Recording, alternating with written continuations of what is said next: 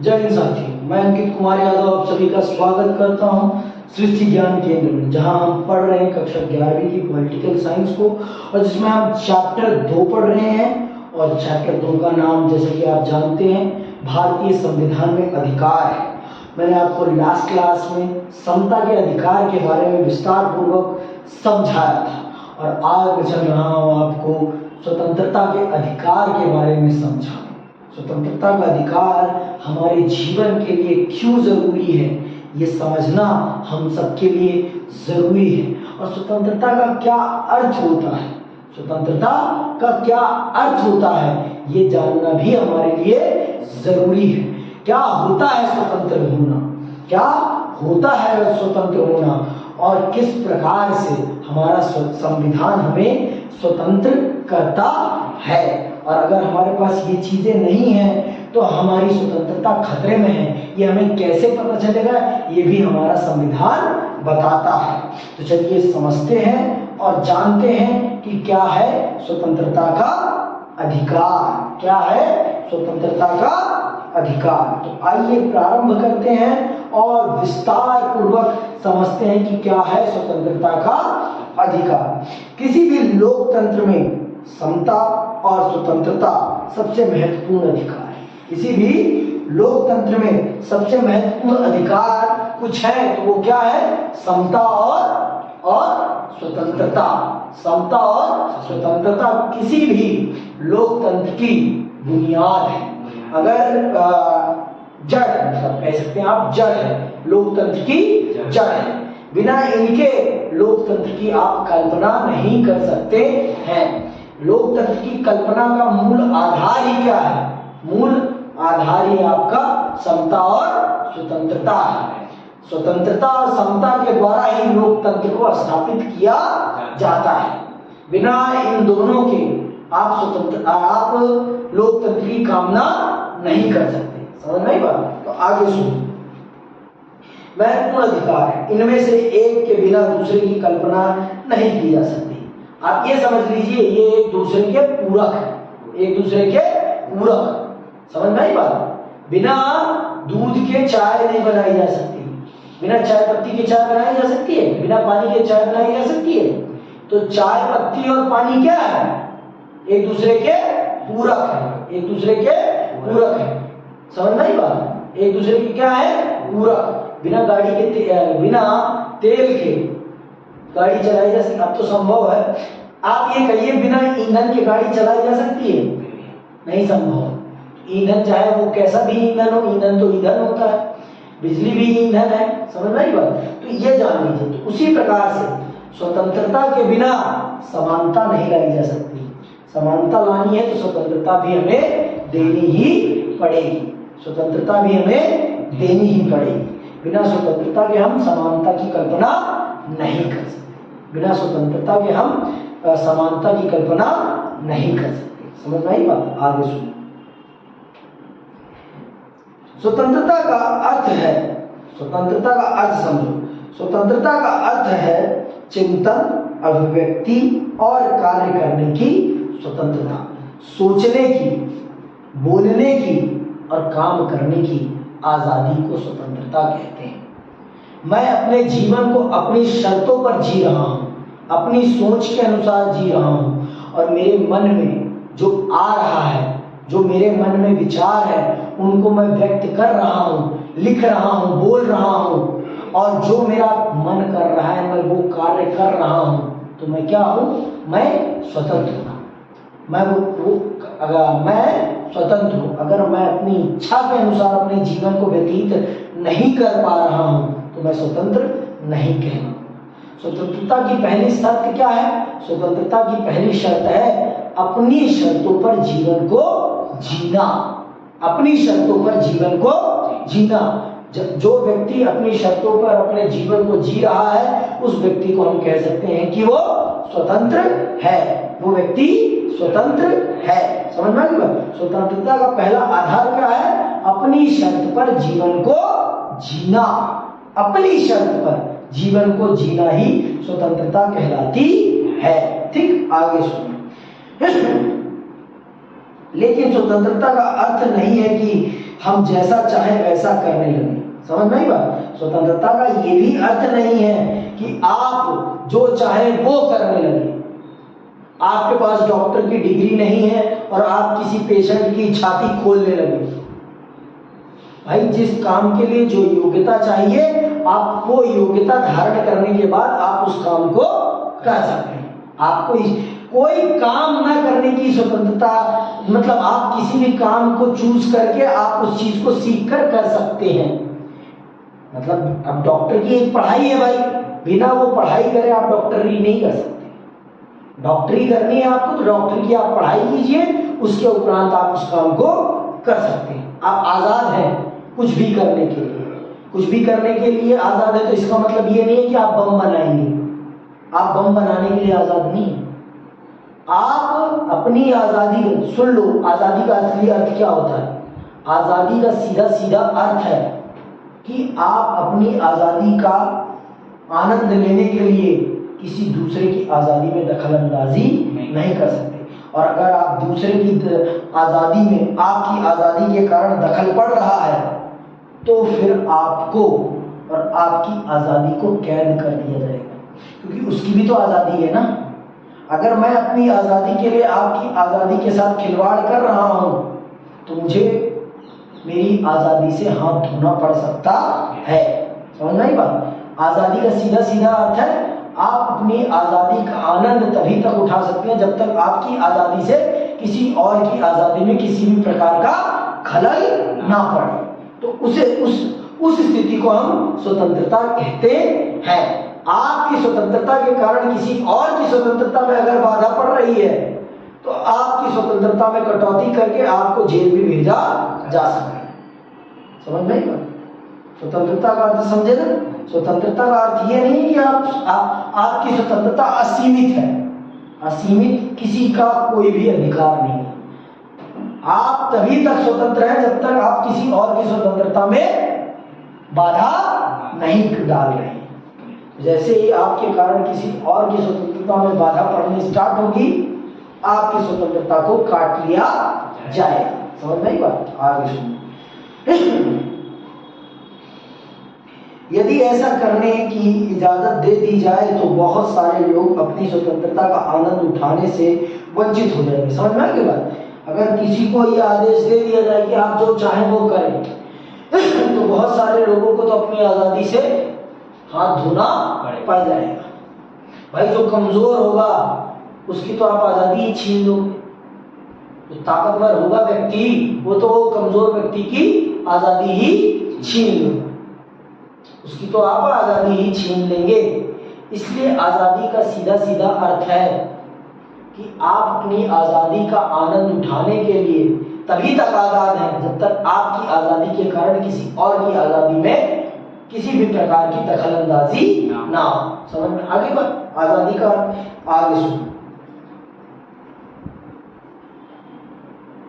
अंततः स्वतंत्रता को इस प्रकार परिभाषित किया जाता है, अंडरलाइन कर लो। अंततः स्वतंत्रता को इस प्रकार परिभाषित किया जाता है कि बिना किसी अन्य की स्वतंत्रता को नुकसान पहुंचाए और बिना कानून व्यवस्था को ठेस पहुंचाए प्रत्येक व्यक्ति अपनी अपनी स्वतंत्रता का आनंद ले सके। तो ये है स्वतंत्रता की परिभाषा। स्वतंत्रता की परिभाषा क्या है? स्वतंत्रता की परिभाषा है, स्वतंत्रता को इस प्रकार परिभाषित किया जाता है बिना किसी अन्य की स्वतंत्रता को नुकसान पहुंचाए और कानून व्यवस्था को ठेस पहुंचाए प्रत्येक व्यक्ति अपनी अपनी स्वतंत्रता का आनंद ले सकता है। आप किसी की आजादी में दखल अंदाजी नहीं कर सकते, आप किसी कानून व्यवस्था को किसी भी प्रकार से चोट नहीं पहुंचा सकते। अगर आप इन सीमाओं में रहते हुए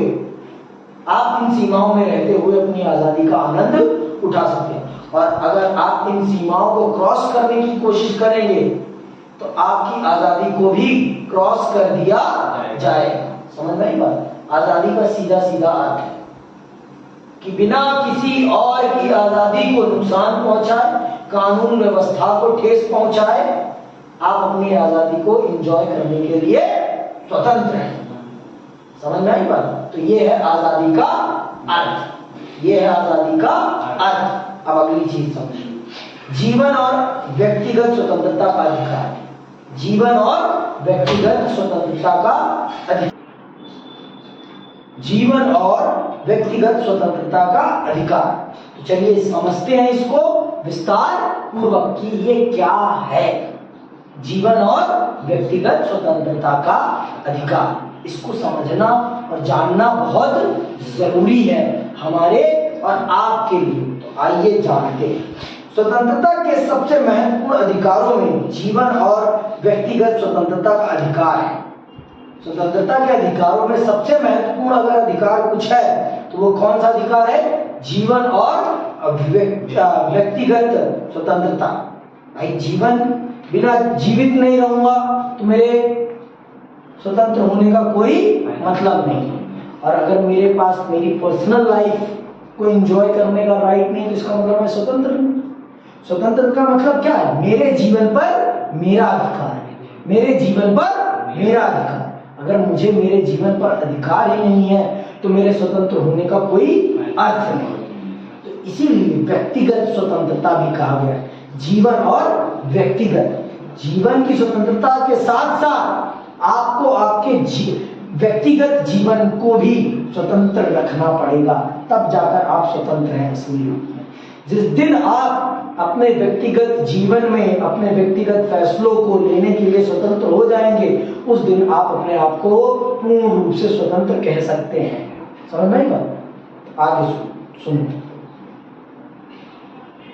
किसी भी नागरिक को कानून द्वारा निर्धारित प्रक्रिया का पालन किए बिना उसके जीवन और व्यक्तिगत स्वतंत्रता से वंचित नहीं किया जा सकता। आप सब जानते हैं कि हमारे देश में अगर किसी भी व्यक्ति की जान लेनी है, किसी भी व्यक्ति को मृत्यु दंड देना है, तो एक प्रक्रिया निर्धारित की गई है, एक प्रक्रिया निर्धारित की गई है। उस प्रक्रिया का पालन किए बगैर हम किसी भी व्यक्ति को मृत्यु दंड नहीं देते या उसकी व्यक्तिगत या उसको जेल नहीं भेजते।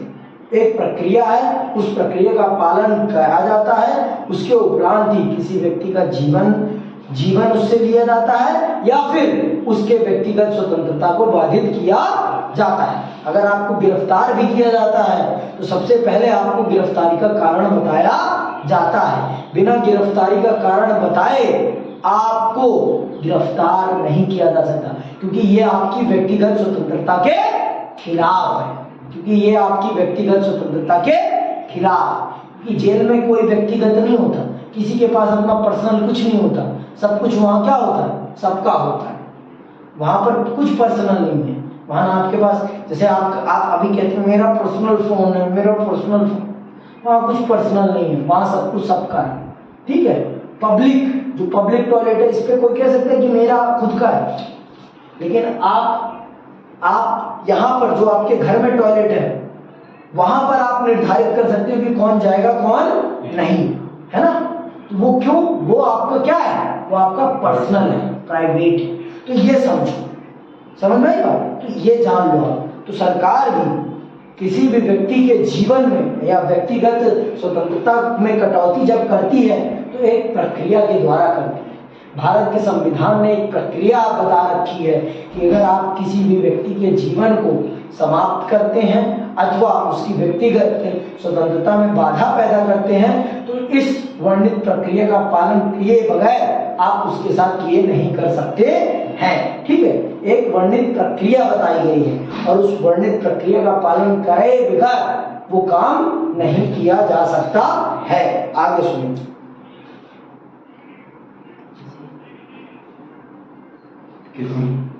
किसी भी नागरिक को कानून द्वारा निर्धारित प्रक्रिया का पालन किए बिना उसके जीवन और व्यक्तिगत स्वतंत्रता से वंचित नहीं किया जा सकता। इसका अर्थ है यह है कि किसी भी व्यक्ति को बिना कारण बताए गिरफ्तार नहीं किया जा सकता। गिरफ्तार किए जाने पर उस व्यक्ति को अपने पसंदीदा वकील के माध्यम से अपना बचाव करने का अधिकार है। इसके अलावा पुलिस के लिए यह आवश्यक है कि वह अभियुक्त को 24 घंटे के अंदर निकटतम न्यायाधीश के सामने पेश करे। न्यायाधीश ही इस बात का निर्णय करेगा कि गिरफ्तारी उचित है या नहीं। समझ में आ गई बात?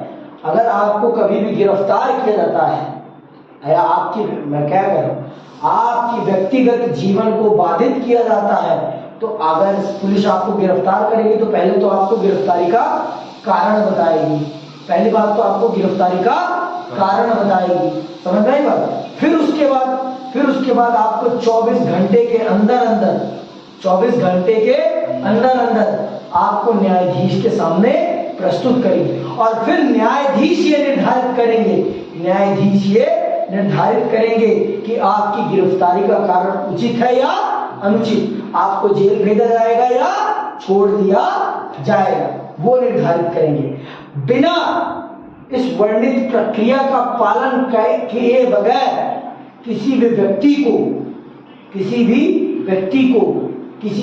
की व्यक्तिगत स्वतंत्रता को समाप्त नहीं किया जा सकता है या सीमित नहीं किया जा सकता है। समझ में आ गई बात। व्यक्तिगत स्वतंत्रता कैसे समाप्त की जाती है? व्यक्तिगत स्वतंत्रता को समाप्त करने से पहले भी न्यायिक रूप से उसे सही ठहराना पड़ता है। जब तक वो न्यायिक रूप से सही नहीं होगी तब तक आपकी व्यक्तिगत स्वतंत्रता में किसी भी प्रकार की बाधा नहीं डाली जा सकती। और आप सबको पता है, आपके जीवन को समाप्त करने के लिए तो आप और बड़ी प्रक्रिया का पालन किया जाता है। आपको ये मौका दिया जाता है कि आप अपने ऊपर लगने वाले आरोपों को खारिज करने के लिए वकील कर सकते हैं, अपना डिफेंस कर सकते हैं। अगर डिफेंस में आप हारते हैं, अगर और सबूत आपके खिलाफ होते हैं, तब जाकर आपको कहीं जाकर मृत्यु दंड दिया जाता है।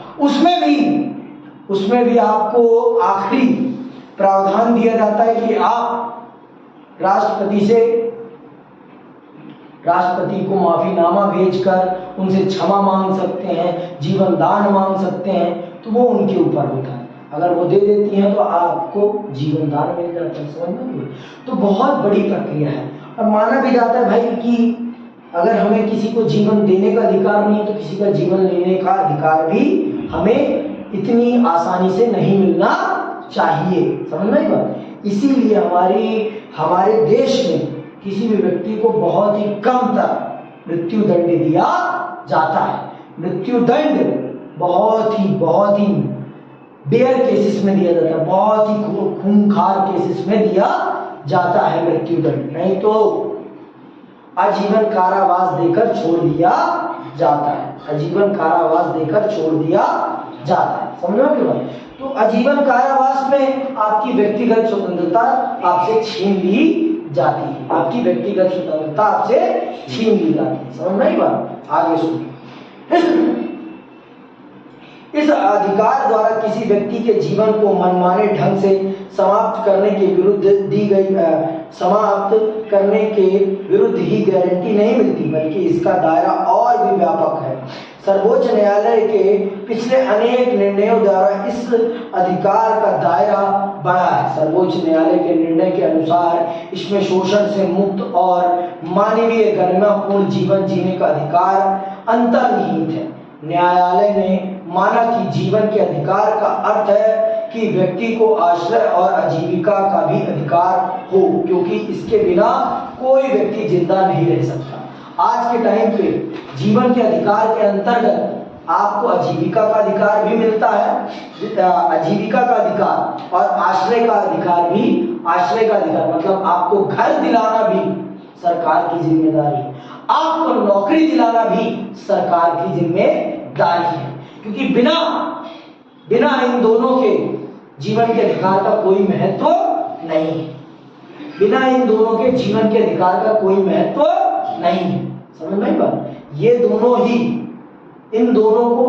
आपको मिल जाएंगे तो आपका जीवन एक सही दिशा में आ जाएगा। बिना इनके आप आपका जीवन सही ढंग से व्यतीत नहीं कर सकते हैं।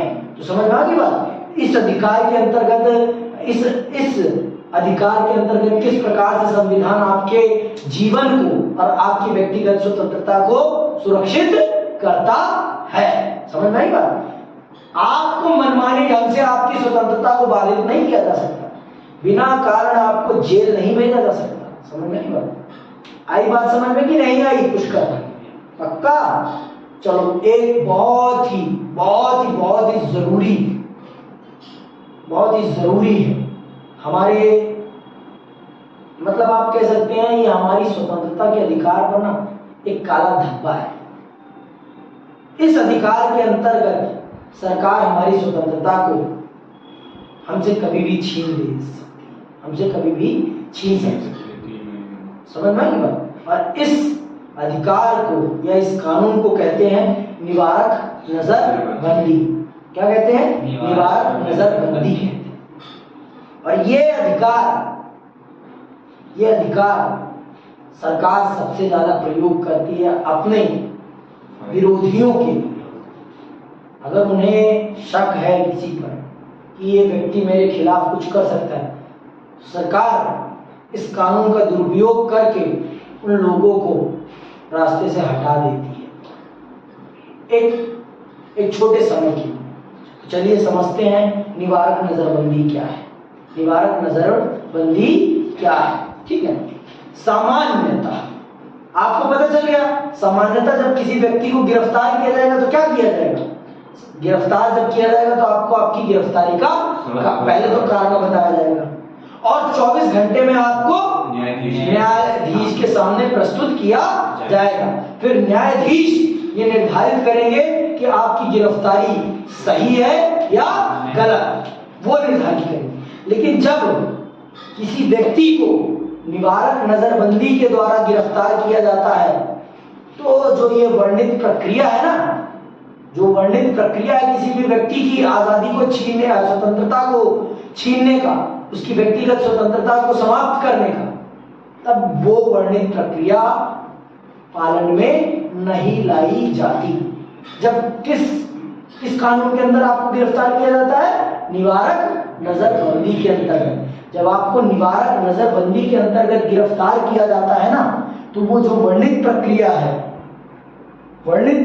कि आपको गिरफ्तार किया जाएगा, उसके बाद आपको 24 घंटे के अंतर्गत न्यायाधीश के सामने प्रस्तुत किया जाएगा और फिर न्यायाधीश निर्धारित करेंगे कि आपकी गिरफ्तारी का कारण सही है या गलत। लेकिन जब निवारक नजरबंदी के अंतर्गत किसी भी व्यक्ति को गिरफ्तार किया जाता है तो उस वर्णित प्रक्रिया का पालन नहीं किया जाता। सुनो ध्यान से। सामान्यतः किसी व्यक्ति को तब गिरफ्तार करते हैं जब उसने अपराध किया। सामान्यतः जब भी किसी व्यक्ति को गिरफ्तार किया जाता है तो कब गिरफ्तार किया जाता है? जब उसने कोई अपराध किया। पर निवारक नजरबंदी में व्यक्ति को गिरफ्तार तब किया जाता है जब उसको उस पर शक हो कि वो अपराध कर सकता है। पहली बात तो निवारक नजरबंदी में बिना अपराध के भी आपको गिरफ्तार किया जा सकता है। सिर्फ किस बिना पर? कि आप पर शक है, कि आप अपराध कर सकते हैं। तो निवारक नजरबंदी की सबसे पहली खामी यहां पर अपराध करने के बाद नहीं, आप पर बस शक हो तब भी आपको गिरफ्तार किया जा सकता है। तब भी आपकी आजादी को, आपकी व्यक्तिगत स्वतंत्रता को बाधित किया जा सकता है, आपसे छीनी जा सकती है। ठीक है, आगे सुनिए।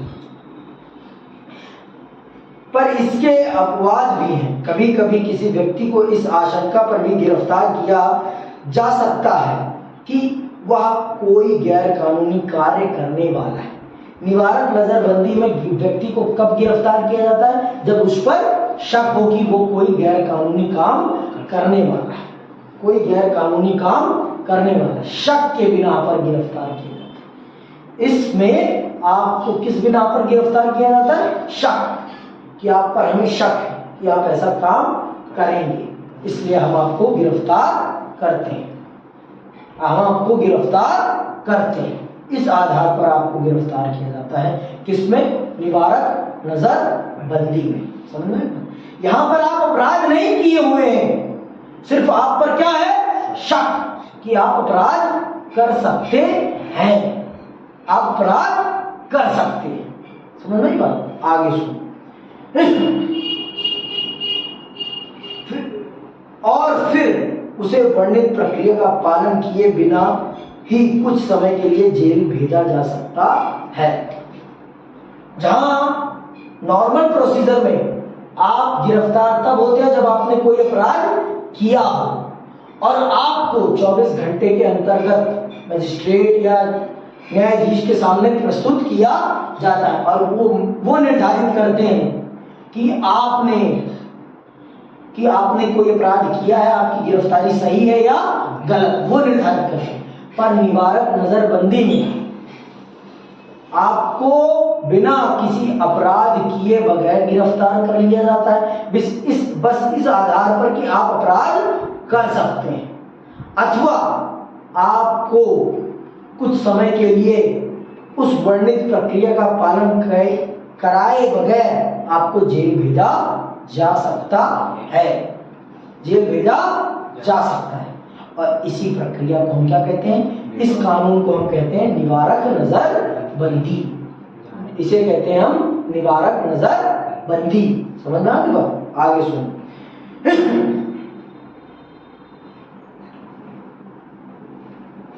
इसे ही निवारक नजरबंदी कहते हैं, इसे अंडरलाइन कर लेना, ठीक है।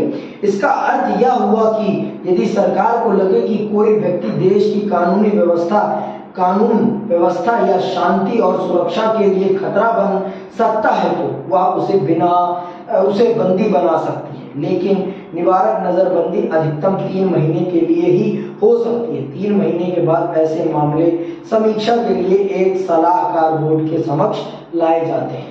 तो निवारक नजरबंदी के अंतर्गत किसी व्यक्ति को कितने महीने के लिए जेल भेजा जा सकता है? अधिकतम 3 महीने।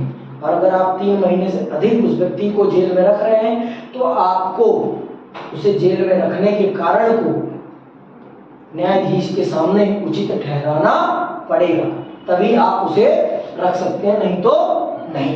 समझ में क्यों? निवारक नजरबंदी के अंतर्गत किसी भी व्यक्ति को वर्णित प्रक्रिया का पालन किए बगैर 3 महीने के लिए जेल भेजा जा सकता है बिना कोई अपराध किए, सिर्फ इस बिना पर कि वो अपराध कर सकता है। इसी को हम कहते हैं निवारक नजरबंदी। समझ में आई बात? इसे ही हम कहते हैं निवारक नजरबंदी। समझ में आई बात कि अभी भी नहीं आई कि क्या है निवारक नजरबंदी? आ गया? आगे सुनो। प्रत्यक्ष रूप से निवारक नजरबंदी सरकार के हाथ में असामाजिक तत्वों और राष्ट्र विद्रोही तत्वों से निपटने का एक हथियार है, लेकिन सरकार ने प्रायः इसका दुरुपयोग किया। देखो, हमेशा सरकार करती है दुरुपयोग। ये सरकार के हाथ में एक ऐसा हथियार है जिसका प्रयोग सरकार अपने विरोधियों को अपने फायदे के लिए करती है, अपने विरोधियों को जेल भेजने के लिए अथवा अपना फायदा उठाने के लिए। राजनीति में किसी भी व्यक्ति को 3 महीने के लिए जेल में डालना बहुत बड़ी बात है, बहुत बड़ी। 3 महीने बहुत बड़ा समय होता है किसी भी व्यक्ति को जेल में डालने का। क्या नॉर्मल पुलिस ऐसा कर सकती है? नॉर्मल पुलिस ही करेगी ये काम। नहीं, मतलब ऐसी जनता को किसी को उठा के 3 महीने के लिए बंद कर दिया, किसी को भी करा जा सकता है। बस वो तो कह देंगे हाँ मुझे शक था, बस झूठा आरोप भी तो लगाना है ना, तो तभी तो इस कानून का दुरुपयोग हो रहा है ना। ये मैंने इसीलिए तो कहा कि ये हमारी स्वतंत्रता के अधिकार पर काला धब्बा है। ये कानून हमारे स्वतंत्रता के अधिकार पर एक काला धब्बा है। समझ में आई बात? आगे सुनो। लेकिन सरकार ने प्राय इसका दुरुपयोग किया है। अनेक लोग यह मानते हैं कि इस कानून में कुछ ऐसे सुरक्षात्मक उपाय किए जाने चाहिए जिससे सामान्य नागरिकों के विरुद्ध अन्य किसी कारण से इसके दुरुपयोग को रोका जा सके। वास्तव में जीवन और व्यक्तिगत स्वतंत्रता के अधिकारों तथा निवारक नजरबंदी के प्रावधानों में परस्पर विरोधाभास है। ये दोनों के दोनों जीवन के अधिकार, निवारक नजरबंदी जीवन के अधिकार का विरोधाभास है। मतलब जीवन के अधिकार पर एक प्रकार से ये रोक लगाने का काम करता है। ये हमारी स्वतंत्रता पर, मैं कह रहा हूं ना, ये हमारी स्वतंत्रता पर एक काला धब्बा है। ये हमारी स्वतंत्रता पर एक काला धब्बा है। समझ में आई बात? अब आइए और कुछ समझते हैं। अन्य स्वतंत्रताएं क्या है आपके पास, ये भी जान लेते हैं। और आपके पास किस प्रकार की स्वतंत्रताएं हैं ये भी हम जान लेते हैं। आप देख सकते हैं कि स्वतंत्रता के अधिकार के अंतर्गत कुछ और अधिकार भी हैं। पर इनमें से कोई भी अधिकार निरंकुश नहीं है। मैंने आपको बताया कोई भी अधिकार निरंकुश नहीं है, सबकी एक सीमा है, सबकी एक सीमा क्या है कि आप अपने अधिकारों का एंजॉय करने के चक्कर में किसी और के अधिकारों का हनन नहीं कर सकते। जब भी आप किसी और के अधिकारों का हनन कर रहे हैं अपने अधिकारों को एंजॉय करने के, तो इसका मतलब आपने अपनी सीमा क्रॉस कर ली है और आपको उसके लिए दंडित किया जा सकता है। समझ लो, आपका कोई भी अधिकार, साफ साफ कह रहा हूं, आपका कोई भी अधिकार निरंकुश नहीं है। समझ में आई?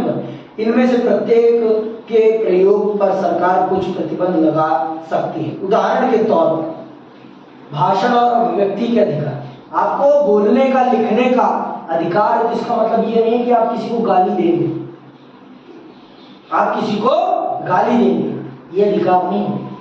आपको भाषण देने का, अभिव्यक्ति, बोलने का, लिखने का, बनाने का अधिकार है, तो इसका मतलब ये नहीं है कि आप किसी को गाली देंगे। समझ में आया? आप किसी की अश्लील तस्वीर बनाएंगे बिना उसकी इच्छा के, बिना आप वीडियो बनाएंगे। आप स्वतंत्रता का ये अर्थ नहीं है कि आप अपनी स्वतंत्रता का आनंद उठाने के चक्कर में किसी और की स्वतंत्रता का हम बूम भाम कर लेंगे। समझ में आई बात? स्वतंत्रता का अर्थ है कि आप अपनी सीमा में रहते हुए दूसरे की स्वतंत्रता का आदर करते हुए अपने जीवन को जिए। समझ में आई बात? दूसरे की भी स्वतंत्रता का सम्मान करें अथवा अपनी भी स्वतंत्रता का सम्मान करें। ठीक है, तो देखो, अभिव्यक्ति की स्वतंत्रता का पर कानूनी व्यवस्था, अभिव्यक्ति की स्वतंत्रता पर कानून व्यवस्था, शांति और नैतिकता के आधार पर प्रतिबंध लगाए जा सकते हैं। सभा और सम्मेलन करने की स्वतंत्रता का प्रयोग करने पर यह शर्त है कि वह शांतिपूर्ण तथा बिना हथियार के हो। आप जमावड़ा लगा सकते हैं, लेकिन वो जमावड़ा कैसा होना चाहिए? शांतिपूर्ण होना चाहिए और हथियार रहित होना चाहिए। अगर आपके पास हथियार हुए ना, तो आपके भी हथियारों को आपके ही अंदर डाल दिया जाएगा और आपको पता भी नहीं चलेगा। समझ में आ गया? तो इस प्रकार से तो आप देखते होंगे जितने भी आंदोलन होते हैं उनमें किसी भी प्रकार का कोई हथियार नहीं होता, लोगों का पत्थर तक नहीं होता। समझ में आ गया? कश्मीर में जो युवाओं के ऊपर गोली चलती है, वो क्यों चलती है? क्योंकि वो पत्थर मारते हैं भाई, वो हथियार लेके आ रहे हैं। आप प्रोटेस्ट करो, कोई रोकेगा थोड़ी ना आपको। आप प्रोटेस्ट नहीं कर रहे हो, आप हमला कर रहे हो। आप मेरी भी जान लेने की कोशिश, आप अपनी स्वतंत्रता को एंजॉय करने के चक्कर में मेरी जान ले लोगे। आप किसने दिया आपको अधिकार? मेरे पास भी तो अधिकार है ना। तो अगर आप मेरी जान लोगे तो मैं भी आपकी जान लेने का अधिकारी बन जाऊंगा। समझ में? आप किसी की जान ले सकते हो सिर्फ किस कंडीशन में? सेल्फ डिफेंस की कंडीशन, आत्मरक्षा की कंडीशन में। अगर मैं आपको मार रहा हूं तो आप भी मार सकते हो मुझे। समझ में? ये बात जान लो। तो भैया आप पत्थर मार रहे हो तो सेना क्या आपको आपके पत्थर खाएगी? क्यों खाएगी? वो भी गोली चलाएगी। साफ बात है, सीधी बात, नो बकवास। शांतिपूर्ण आंदोलन करो, कोई आपको मारने नहीं आएगा। किसानों का आंदोलन आपने देखा ना, पुलिस मारती रही लेकिन उन्होंने कोई हथियार नहीं उठाया, तभी तो उनका आंदोलन सफल हुआ ना भाई। कश्मीर में युवाओं को गोली क्यों मारी जाती है? अगर कोई पूछे तो कह देना कि वो अपनी अभिव्यक्ति को व्यक्त करने के लिए हथियारों का प्रयोग करते हैं और भारत का संविधान ये अधिकार नहीं देता। भारत का संविधान अभिव्यक्ति को व्यक्त करने का शांति पथ देता है कि आप शांति के रास्ते पर चलते हुए कितनी भी बड़ी भीड़ जमा करके आप अपनी अभिव्यक्ति रख सकते हैं, कुछ भी लिख सकते हैं, लेकिन किसी को गाली नहीं लिख सकते भाई, किसी की नग्न तस्वीर नहीं बना सकते आप। समझ रहे? अभी आपने मणिपुर में देखा, उस महिला के साथ उन लोगों ने किया, उसको निर्वस्त्र घुमाया, तो भाई उसका भुगतो ना परिणाम, उसका भुगतो परिणाम। अगर आपसे आपकी जान भी ले ली जाए ना तो वो अन्यायपूर्ण नहीं होगा, क्योंकि आपने भी सबसे ज्यादा न्यायपूर्ण हरकत की है। समझ में आई बात? अन्याय के बदले में न्याय देना पड़ता है, तो न्याय है वो। आई बात समझ? आगे सुनो। सभा और सम्मेलन करने की स्वतंत्रता का प्रयोग करने पर यह शर्त है कि आप सभा और सम्मेलन कर सकते हैं, लेकिन एक शर्त है। क्या शर्त है? कि वह शांतिपूर्ण तथा बिना हथियार के हो। सरकार किसी क्षेत्र में 5 या 5 से अधिक लोगों की सभा पर प्रतिबंध लगा सकती है। प्रशासन इस शक्ति का आसानी से दुरुपयोग कर सकता है। वह सरकार के किसी कार्य या नीति के विरुद्ध जनता को न्यायोचित विरोध प्रदर्शन करने की अनुमति देने से मना कर सकता है, लेकिन जनता अपने अधिकारों के प्रति सजग और सतर्क हो और प्रशासन के ऐसे कार्यों का विरोध करे तो इसके दुरुपयोग की संभावना कम हो जाती है। संविधान सभा में भी कुछ सदस्यों ने अधिकारों को प्रतिबंधित करने पर अपना असंतोष जताया था। समझ में आई बात? तो हमारा संविधान हमें अपनी सरकार का विरोध करने का अधिकार देता है, लेकिन वो विरोध किस प्रकार का होना चाहिए? शांतिपूर्ण और हथियार रहित। नहीं, हमारी सरकार हमारी खटिया खड़ी बिस्तरा गोल कर देगी।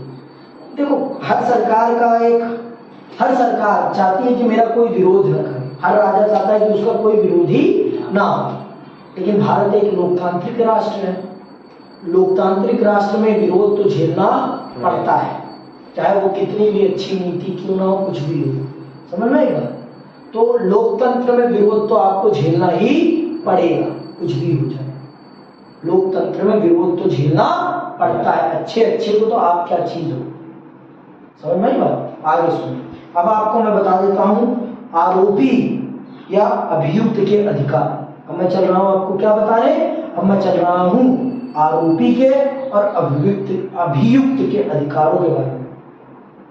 अपराधियों के पास भी अपने कुछ अधिकार हैं। क्या अधिकार है? ये जानना भी आपके लिए बहुत जरूरी है।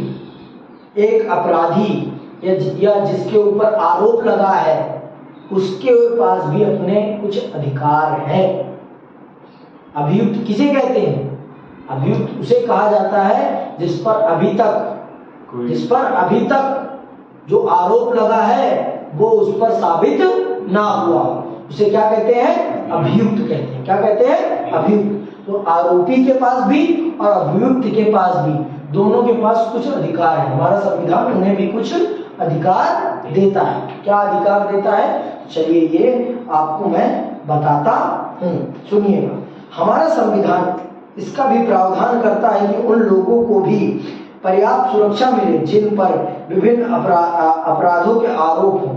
हम प्राय ऐसा विश्वास कर लेते हैं कि जिस पर भी किसी अपराध का आरोप लगा है वह दोषी है ना। हमारे समाज की ये विडंबना है, हमारे समाज की ये विडंबना है कि किसी पे आरोप लगते ही हम उसे क्या मान लेते हैं? दोषी मान लेते हैं। लेकिन कभी कभी ऐसा होता नहीं, कभी कभी ऐसा होता नहीं है। तो इस चीज को रोकने के लिए हमारे संविधान ने उन लोगों को भी कुछ अधिकार दे रखे हैं जिनके साथ ऐसा होता है। मतलब जिनके ऊपर आरोप लगे हैं ना, उनको भी हमारे संविधान ने कुछ अधिकार दे रखे हैं जिसके माध्यम से वो अपने आप को निर्दोष साबित कर सके और उनको भी स्वतंत्रता मिल सके। समझ में आई बात? आगे सुनो। लेकिन जब अब तक न्यायालय किसी व्यक्ति को किसी अपराध का दोषी नहीं ठहराता तब तक उसे दोषी नहीं माना जा सकता। सुन लो, जब तक किसी व्यक्ति को न्यायालय दोषी नहीं ठहराता तब तक किसी भी व्यक्ति को दोषी नहीं माना जा सकता है। समझना एक बात? मेरे और आपके कहने से कोई दोषी नहीं हो जाएगा। दोषी व्यक्ति तब होगा जब उसे न्यायालय दोषी कहेगा।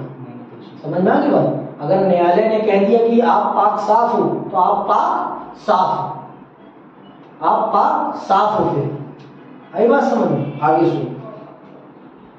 यह भी जरूरी है कि किसी अपराध के आरोपी को स्वयं को बचाने का समुचित अवसर मिलना चाहिए। न्यायालय में निष्पक्ष मुकदमे के लिए संविधान 3 अधिकारों की व्यवस्था करता है और हर व्यक्ति को अपने आप को निर्दोष साबित करने का अधिकार है।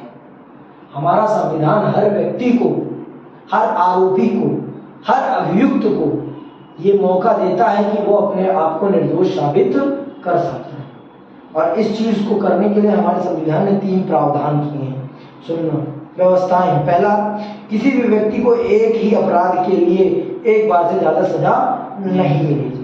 एक ही जुर्म की दो बार सजा नहीं दी जा सकती। मान लो मैंने एक मर्डर किया है तो उसी मर्डर के मेरे को 2 बार सजा नहीं दी जा सकती। समझ में क्यों? अंधा कानून पिक्चर देखी है? हाँ, अंधा कानून में अमिताभ बच्चन, अमरीश पुरी होता है, अमरीश पुरी जी को मार देते हैं, उनको, वो मरे नहीं होते फिर भी उनको सजा दी जाती है कि आपने इनकी हत्या की है। लेकिन जब वो जेल से छूट के आते हैं, देखते हैं कि अमरीश पुरी जिंदा है, तो अमरीश पुरी को मार डालते हैं, तो फिर उनको सजा नहीं मिलती। क्यों? क्योंकि उसी जुर्म की उन्हें दोबारा सजा नहीं दी जा सकती, क्योंकि पहले ही उन्होंने उस चीज की सजा काट ली, पहले ही उन्होंने उस अपराध की सजा काट ली। तो एक अपराध की 2 सजा नहीं दी जा सकती है। ठीक, आगे सुनो। कोई भी कानून किसी भी कार्य को पिछली तारीख से अपराध घोषित नहीं कर सकेगा। कोई भी कानून किसी भी कार्य को पिछली तारीख से अपराध घोषित नहीं कर सकेगा। समझ में आएगा? कोई भी कानून, ये जान लो, पिछली जिस दिन FIR हुई है ना, उस दिन से नहीं काउंट होगा। जिस दिन आप पर आरोप सिद्ध होगा ना, उसी दिन से आपको दोषी ठहराया जाएगा। उससे पहले तक आपको अभियुक्त कहा जाएगा, अपराधी नहीं कहा जा सकता। आपको अपराधी देखते होगे, जिसके ऊपर भी, जिसका भी ट्रायल चल रहा होता है, उसके हाथ में कभी हथकड़ी नहीं लगाई जाती। क्यों? क्योंकि वो अभी क्या है? अभियुक्त है, अपराधी नहीं है। अपराधी के हाथ में आप हथकड़ी लगा सकते हो, अभियुक्त के हाथ में नहीं। ये बात जान लो। तो अभियुक्त और अपराधी में अंतर समझे ना। जिस दिन FIR हो जाए उस दिन से आपको अपराधी नहीं माना जाएगा। अपराधी तब माना जाएगा आपको जब आपके ऊपर वो जुर्म सिद्ध हो। कहाँ? न्यायालय में। समझ। आपने देखा हो, कभी अदालत गए हो तो आपने ये देखा होगा कि जिनके ऊपर भी, जिनका जुडिशियल ट्रायल चल रहा होता है, उनके हाथ में कभी हथकड़ी नहीं होती। उनके हाथ को पुलिस अपने हाथ से पकड़ के लेके चलती है। समझ में? क्यों? क्योंकि वो अभी अपराधी सिद्ध नहीं हुए। वो क्या है? अभी अभियुक्त। समझ में? आगे सुनो, एक और है व्यवस्था। किसी भी व्यक्ति को स्वयं अपने विरुद्ध साक्ष्य देने के लिए नहीं कहा जा सकेगा। मतलब पुलिस को कोई वो नहीं मिल रहा है, एविडेंस नहीं मिल रहा है, तो मुझे एज ए एविडेंस नहीं पेश किया जा सकता। मान लो मैंने कोई अपराध किया है, तो मुझे ये एज ए एविडेंस प्रस्तुत नहीं किया जा सकता। आप मुझे एज ए एविडेंस प्रस्तुत नहीं कर सकते। अगर आपने जय भीम देखी होगी, तो उस बंदे को जबरदस्ती मार के ये एक्सेप्ट कराने की कोशिश की जाती है कि मान ले कि तूने ही चोरी की है, लेकिन वो कहता है कि मैंने चोरी नहीं की। तो हमारा संविधान ये कहता है कि आप किसी भी अभियुक्त को अपने खिलाफ एज ए एविडेंस पेश नहीं कर सकते हैं। समझ में आई बात? तो इसी के साथ आज की क्लास आपकी यही समाप्त होती है। जय हिंद, जय भारत।